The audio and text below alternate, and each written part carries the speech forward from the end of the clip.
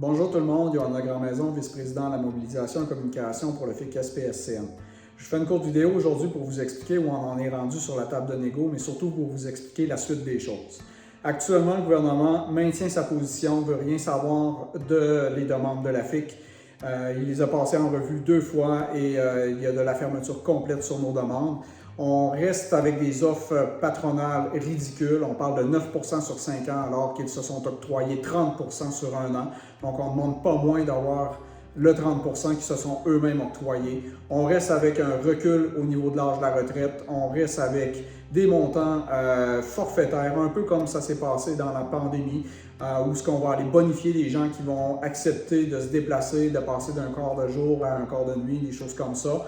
Et même plus loin que ça, ils veulent rendre les quarts de travail à titre indicatif sur les constituantes de poste. Donc, que vous ayez un poste de jour, un poste de soir ou un poste de nuit, ça importe peu. Il y aura le pouvoir de vous déplacer. Vous changez de centre d'activité, vous envoyez dans des centres d'activité où vous n'avez aucune habileté à travailler ou aucun intérêt tout simplement. Donc, on recule, on a des offres qui vont seulement amplifier la dégradation des conditions de travail dans le réseau de la santé, qui vont accentuer la pénurie de main-d'œuvre parce que les gens, ils sont à bout. Ils ont tout donné ce qu'il y avait à donner pendant la pandémie. Il serait peut-être le temps que les anges gardiens du gouvernement soient reconnus à la hauteur de leur profession. Donc, prochainement, en fait, le 9 octobre, la FIC va faire un nouveau dépôt sur la table de négo, un dépôt où on va enlever des demandes qui étaient un peu moins importantes, où on va se concentrer sur des demandes salariales, des demandes de conditions de travail, conciliation famille-travail, des demandes qui vont apporter un bénéfice pour tous les professionnels en soins de la FIC. Et le gouvernement s'est engagé le 10 à apporter lui aussi un dépôt où il va retirer les demandes et apparemment qui va bonifier ses offres. Nous attendons avec impatience de voir.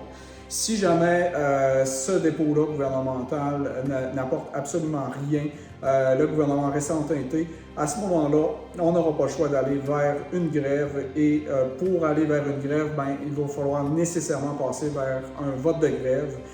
Vous voyez les autres centrales syndicales actuellement, que ce soit le Front commun, le FAE, le SPGQ, ils vont présentement faire sortir leur vote de grève et le mandat qu'ils ont, il est très fort. Ça sort à 80-90 %. Donc, on ne s'attend pas moins au niveau des professionnels en soins d'avoir un vote de grève. Pour ce faire, nous sommes en Conseil fédéral, la délégation qui est constituée des délégués des 33 syndicats affiliés à la FIC.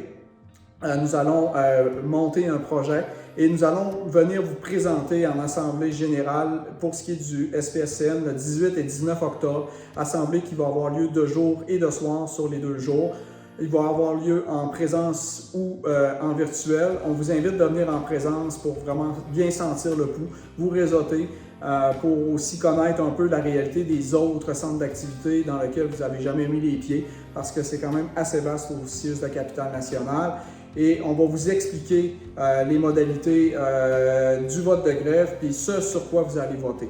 C'est super important que vous soyez pour ou contre la grève ou que vous soyez indécise. C'est important que vous veniez à ces assemblées-là parce que c'est là que vous allez comprendre le projet dans son entièreté et vous allez être en mesure de voter en pleine connaissance de cause. Donc, le 18 et 19, on vous invite aux assemblées générales. Pour ce qui est du vote de grève, il va avoir probablement lieu la semaine suivante et c'est un vote référendaire, donc vous allez recevoir un courriel de la FIC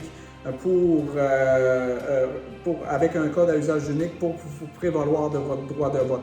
Donc, c'est important que vos courriels soient à jour. Si vous avez changé votre adresse courriel récemment, écrivez-nous au syndicat pour qu'on puisse s'assurer qu'elle est à jour dans la base de données. Suivez-nous sur Facebook pour avoir les informations parce que ça va bouger très rapidement dans les prochaines semaines. Si vous n'êtes pas sur notre Facebook, vous allez avoir le lien fourni avec le courriel dont vous allez recevoir cette vidéo. Donc, soyez mobilisés, soyez derrière votre équipe syndicale, participez aux assemblées, faites valoir votre voix démocratique et suivez-nous pour plus d'informations. Merci, on se revoit en assemblée générale.